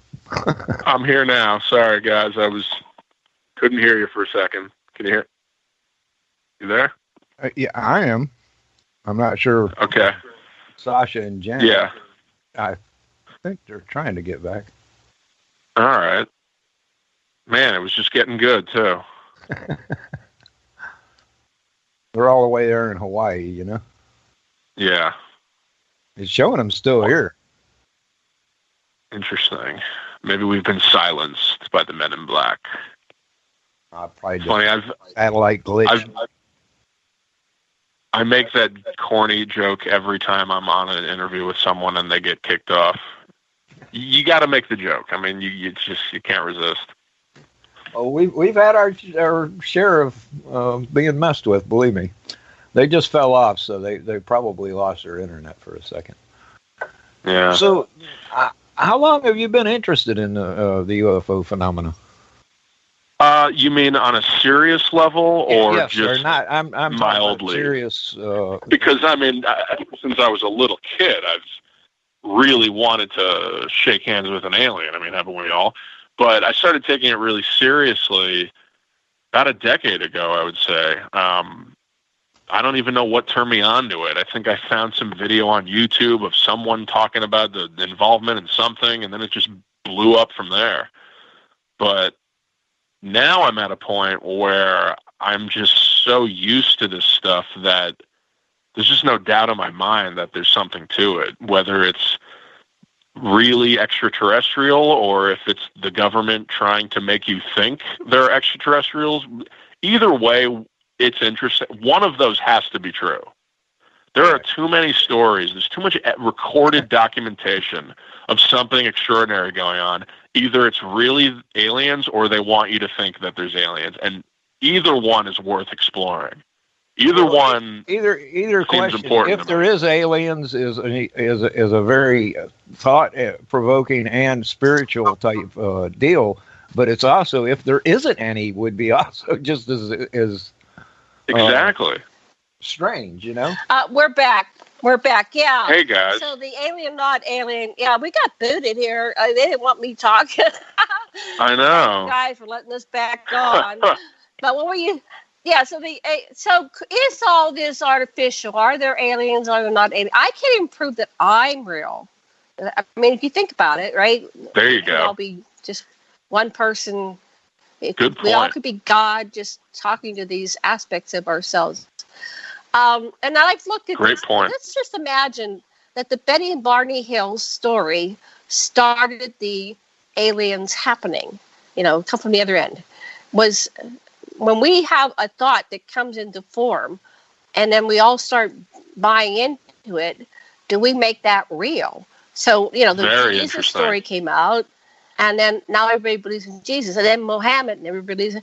So we have these archetypes, these stories that come around, just like we have the Hitler, Trump, we have all these archetypes that come into form periodically, and then people give them power, make them bigger than life by believing in them. So, yeah, that's true. There could be no aliens, but we might be all figments of our own imagination. Or maybe the aliens are us from the future, and we've created their reality by starting to believe in them. There's a trippy thought. Yeah. But, you know, I mean, it really is just a timely thing right now. I think with the internet and the way information is spreading and the way people can learn at a high speed or really not learn at a high speed, I think it's just the best time to be alive. I really do. And, you know, I think you were saying something about, correct me if I misheard you earlier, but I think you were saying something about choosing to be alive at this time. Did you mention that or no? We did say that, but I think that, well, here's another level. I think that I'm alive at all times, and that time is an illusion, that I simultaneously, as do you and everybody else, we all simultaneously exist in many planets, realms, vibratory frequencies, you know, dimensions, however you want to perceive it. And so our minds, I guess mind is creating this, are focused on this here and now, and we're on a radio show, and we're co-creating a reality upon which to interact with each other. See, I know this because when I go to these ships sometimes, or I went to this meeting with 100,000 unique individual species, and I was reporting what it was like to be a 21st century American human female on Earth. And I basically said, please, we need intervention. Help, help, help. It's getting too crazy with all this stuff. And so they said, yeah, we're going to do some intervention. So I don't know if that was me or just something, but I put that out there. But I think a lot of experiencers are. But what they said was, well, this whole, it was a big theater. It was round, and you know, it held 100,000 unique beings, and they were communicating with me about, you know, I'd ask how many people are here. They said 100,000, and they said, well, when you're gone, this thing dissolved because we're only creating it with our group mind for our convenience for this meeting. And there's no reason to have a building somewhere in time and space where it's going to be there all the time. So it will dissolve as soon as we leave. So perhaps that's what's really going on, is that and that's what that Jane Roberts said. She said, you can all be viewing a television in a room, but based on the perceiver, they're all different televisions. It's very complex. I'll have to have that guy back on, but he was explaining it from the Jane series. But I think that the only thing that makes it real is us. So that empowers us. If we don't like it, yeah, we can change it. Go ahead. Well, I just hate to have interrupted a thought like that. But no, I mean, you mentioned the television. You could flip that around and say we watch a television and we think we're seeing one image. This doesn't really apply anymore. This is more for the old type of TVs, the analog sets. You know, we'd see one image, but really it's these pixels lighting up in a sort of consecutive. I'm not explaining this properly, but you know what I mean? It's like one pixel lights up after another. You're not seeing every pixel light up at once, but we perceive it as the same time. It's kind of like time. We perceive time as this thing that's moving. We don't perceive it as happening all at once, which it supposedly is. But, you know, there's a lot of stories in the extraterrestrial contact field that allude to the idea that these beings are humans from the future. Like there's the Rendlesham Forest incident where James Peniston touched a craft supposedly that was landed, and when he touched it, he got this telepathic image and these messages from the craft itself saying, "We are you from the future, coming back to make contact." And I think he even told that story to the former members of Congress at the citizen hearing, because he was there, and he showed them the drawing that he drew of this insignia that was supposedly on the craft. But I mean, there's a lot of stories, like, you know, a lot of channeling stories have to do with humans from the future. So there's definitely a common theme of that. A lot of alien contact stories, the beings look human. What can you say about your experiences? I mean, can you say what you've seen as far as entities? Oh, sure. I've seen them all. I've been to an underground installation under Johnston Atoll, Really? I saw about 1,000 Anunnaki, 3 or 4 species of grays, some mantis. I've been to a lot of meetings, and I've been trained to not be afraid of it. So now, within the past year, I had this gray just come into my house here and have a conversation with me. Now, Sasha didn't see it because he was in the other room. But when I was at UFO Congress a couple of years ago, so it's kind of like Whitley Strieber. He says, now I don't run. I don't go to fight or flight. I don't drop over dead because I'm interacting with these beings. And so I'm at this level, which anybody can do, but you have to, do your therapy on it, get relaxed, do your regressions. But I know I'm here for this time, for what's coming down, to help humanity get invited into the Federation, so we could have Star Trek and beyond space travel and all the technologies to heal all of our diseases and to save this planet and to clean up. That's my mission. I got my mission. I'm here for that, and I'm actively pursuing it. And I'm working with people like yourselves, and hopefully we can come into alignment to get this out at a higher, greater, accelerated level, because we really are, like you said, at the crossroads. We're on a split in the timeline, and we can go one way or the other.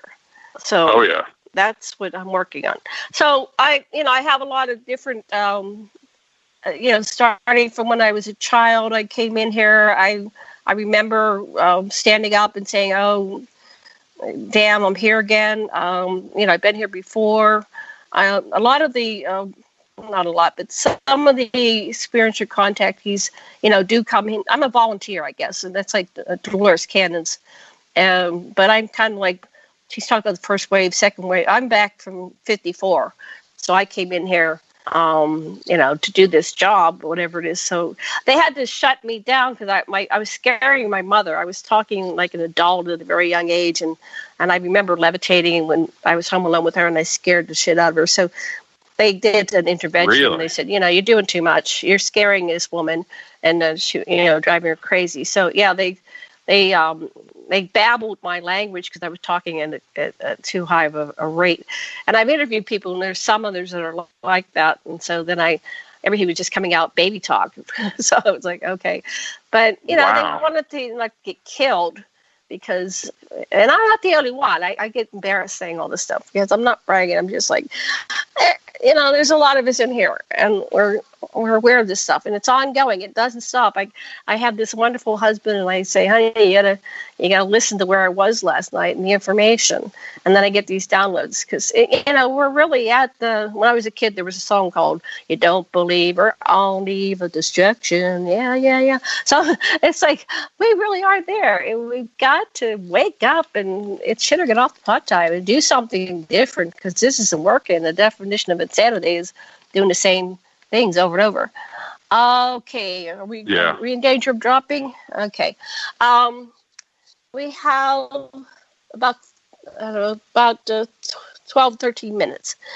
I don't want to go into my story. We can do another day of that. I want to focus on your story. We'll talk about it, yeah. Table. But we'll talk about that, and we can go through the episodes.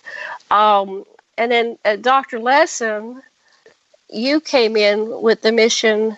You had an image that was given to you. Tell me about your image, about the epiphany image that you got about the tanks. I have just had a series of. First, my father read me this poem about a guy who was visited by the angel of the Lord, who said, "Hey, I got a list here of everybody that really loves God." And so this guy says, "Hey, am I on it?" And the angel says, "Nah, you ain't on it." He said, "Well, put me down as somebody that really loves my fellow human beings." The next day, the angel comes back, and he's got the same list. He said, "Hey, you know what? You're number one on God's list." And so that's really a sort of a guiding vision. And I kept having this dream after that of Egyptians and Israelis taking tractors and making a big hole and putting their tanks and anti-aircraft in it and throwing dirt on top of it and doing their traditional dances with each other. It was my vision of peace, and I've been a peace activist my whole life, but it was something that I could feel in the heart of my father, who was a peaceful human being and showed it in his behavior. And it's that modeling of a real human being that shows you that's all you got to do. Just come from your heart. And we remember, the situation outside reflects a situation in you, and we've got to be able to reach out to each other. That's what I think. Yeah, I'm hearing some crazy feedback right now. Is that Yeah, that UFO's landing. I don't know. Wow, that sounded weird. That was interesting. I still hear it. I think it's Sasha's mic. Very well said, Sasha. Sasha. Very well said. So what is your mission? There's a point where we get our mission. What is your mission? Why did you decide to be born on planet Earth at this time?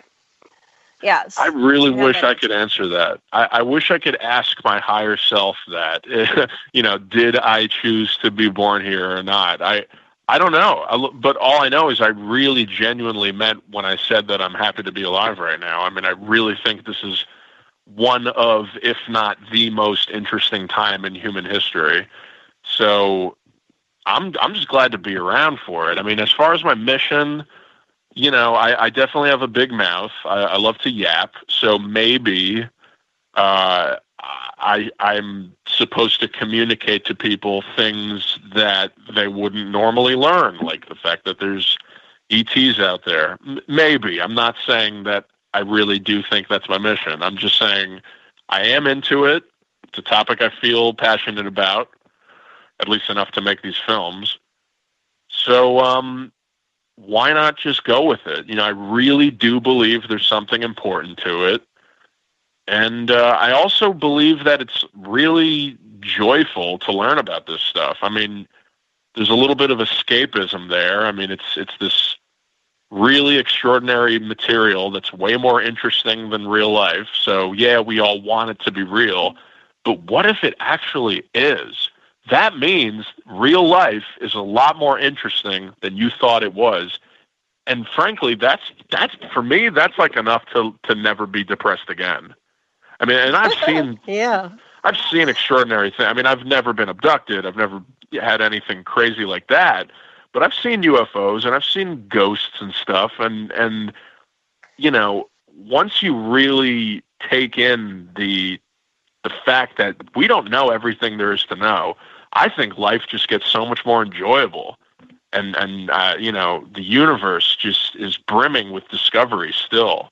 And it really, I think it's the ultimate cure for depression, to just learn that there's more out there than just what you think your life is about. There's more. There's just more. There's more. Yeah. Well, I think to a degree, all the above is true. Like, it's true for the person that's perceiving it. I don't go into that's true people, too. That is true. I think that most of the people believe their stories. There's some that are kind of joking and yada yada, but the ones that really have strong emotions around it, that's not it's real to them. Now, I don't waste my time going into, is that made up? Is that psychosis? I think the story is interesting enough. Like, what makes that story come out of that person, and that they're so invested in it that it is their reality. So there, in my perception, there's like, what's our population? 7.5 billion multiverses. Each story is real to the person perceiving it. And if we look at the group gestalt, the group consensus reality of what we're co-creating together, and then individually, then we can figure out what to do about correcting our course. I was saying before I got booted, we can correct our course. So we need to correct our course individually and collectively. So if you don't like what you're getting, change the channel. Shift the lane. Do something different. Totally. And imagine it, image. See, what we got from our studies with all these experiencers is the reason why humanity is so important is that we can imagine, and bring things down into 3D physicality. A lot of the species have lost the ability to imagine things. And so they love humanity's creativity that we can imagine things. But our power to imagine, image, believe, believe, is so powerful that it does make it the reality. So we have to be careful what we're thinking, what we're believing. And it's a litmus. Is what you're believing kind, loving? Does it hurt somebody? Self-correcting. If you can't do anything about the whole world, do yourself. And that was a conversation we had at breakfast the other day. How can we be kinder and more loving? And I think you said a variation of that earlier. Just watch what you're saying, how you're saying it, and say it nicely, kindly. To say it again nicely, something like that. Yeah. Right. And I need to practice that a little more, I'm sure. But, I think if we're all just willing to admit that we're not perfect and stop putting ourselves on a pedestal, then maybe we can listen to each other more. But, that's another discussion. So if we take, Sasha, you invited us to get behind the minds of the trumpets and what they want what does Donald want from this absolute control and rulership of the planet. And that'd be interesting to get into that mindset. What would it be like if you were the king of the world? Everybody did everything you wanted. I think if we gave it to him, he might get bored of being king of the world. What do you think? Well, who was it during my day? If I were the king of the world, to tell you what I do. I'd give away but I won't say it over the. I can't remember. Make sweet love to you. I know it was the end of it. Cars and the wars. I throw away the cars and the bars and the wars and make the wars. Make sweet love to you. Yeah, there we go. If I was the king of the world. Yeah. Who was that by? Yeah. We had great songs from our generation. Yeah. I know. So I know. I don't know what's going on in people's minds like that. That's why we're going to do a show getting around the psychologists. There's like 27 or 37 psychologists that have analyzed this phenomenon of how our society is cyclical and it keeps producing these dictators and what's in it for the dictator and what's in it for the victims. Oops, I got feedback. What's it like? Yeah. Dying at the hands of in World War. In a World War, is this something that we as a species have to keep repeating every 60, 70 years? Or even less. No. Imagine you died jumping off the Twin Towers. I'm dead. I jumped off the Twin Towers. Wasn't that exciting or something? Yeah, back to you, yeah. Lee. Go ahead. No, yeah, it's all you can do is just do what you guys are doing. Have the conversation, have people talk to people that you disagree with. More people should debate. More people should actually communicate with those that disagree and not just hang out with like-minded people, because that feels better, but you solve nothing and you just stay divided. So I think all the Yankees fans need to march up to Boston and just hug somebody in a Red Sox cap and just stop hating. No, I know nothing about that. I'm just a bad joke, but really, I mean, it's I that like simple. I don't even know what. I'm so ignorant of I know that Pittsburgh has Steelers. I have no idea what city has what they're called. So I don't even know. I don't even know how I knew that. But yeah, it's just like someone was saying earlier, we all have the same things in common. We all want to eat, we all want to sleep, we all like to appreciate nature. So, if we just realize we have those basic, simple things in common, I think we're going to be okay. Yeah. Well, there was a Star Trek episode where this light invaded a ship, and there were Klingons it was when the Klingons didn't look like they do now, and there were Klingons on the ship, and they were, the crew of the Enterprise, and this little thing light. Every time they fought, it got brighter and brighter and brighter. And then finally somebody noticed there's a little circle light, and they would kill each other, but then they'd rise again. Nobody could die. They would revive it again to fight another day. And then I think it was a Klingon, and he said, look at that thing. And noticed it first, and then they all noticed and said, oh, we're not going to fight for you anymore. You're sucking our energy. You're getting brighter. So they all started to laugh at it, and then it left. Wouldn't that be nice if we realized that we're being manipulated to fight like that Star Trek episode? And laugh at whoever is manipulating us and say, we're not fighting your wars anymore. We're going to, Oh, yeah. Well, everyone should do the Edgar Mitchell treatment and just go out into space and look at the Earth and realize that it's a small blue marble and we should all love each other. I mean, apparently when you see the Earth from space, it is the most powerful realization that we are all one and together and equal. I mean, hopefully we'll be able to do that for everyone that's, not getting that. Just shoot them out, yank them back, say, okay, you get it now? Got it? What'd you learn out there? Hey, we're almost out of time. Okay. We got 2 minutes. Tell us about your movie. How do we get it? And your other movie? Sure. Website? The Beyond the Spectrum, along with Being Taken and The Underground, are all viewable on Amazon and YouTube Red. And you just go on Amazon, go to Movies and TV, and search Being Taken or Beyond the Spectrum or The Underground. And leave a review and let us know what you think. And be honest. You can be critical. We're always looking to get better. And, once again, thank you guys for having me on. I mean, it was really fun, and I appreciate I'm so glad. Just talking to you. Bring your buddy back next time. And we'll talk about some more things. Bring your buddy back when the Super Bowl's over. Yeah.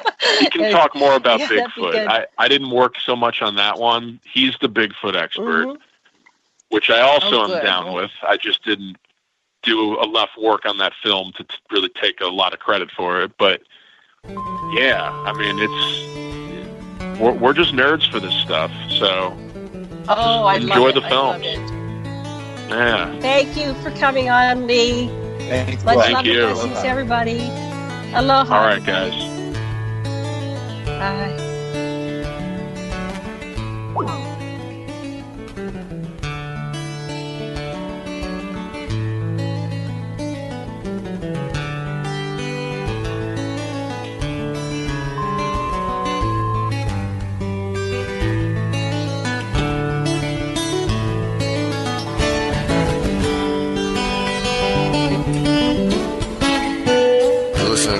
Radio at freedomslips.com, and we'll be right back after this message.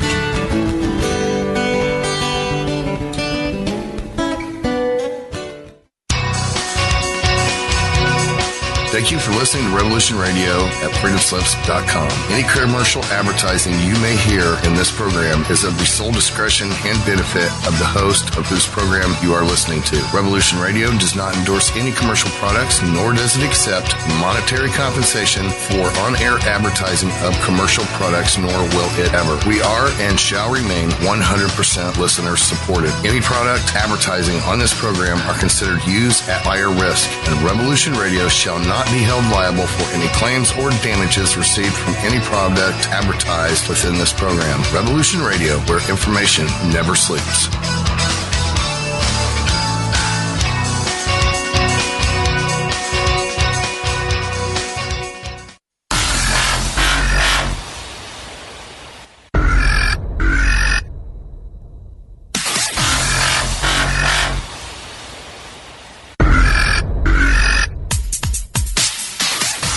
Thanks for tuning in to Revolution Radio. Here at Revolution Radio, we are listener-sponsored and commercial-free, but there still are bills to pay.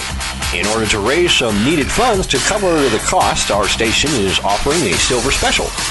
In the continental United States for a $60 donation, or in Alaska, Hawaii, or Canada for a $70 donation, we will send you an uncirculated 2018 1-ounce pure silver Eagle. The $70 donation, the extra 10 is to cover shipping, by the way, outside of the continental United States. When making the donation, you must put Silver Eagle promo in the notes on the donation. And thank you for tuning in to Revolution Radio at revolution.radio and freedomslips.com. Without you, there is no us. Revolution Radio, where information never sleeps.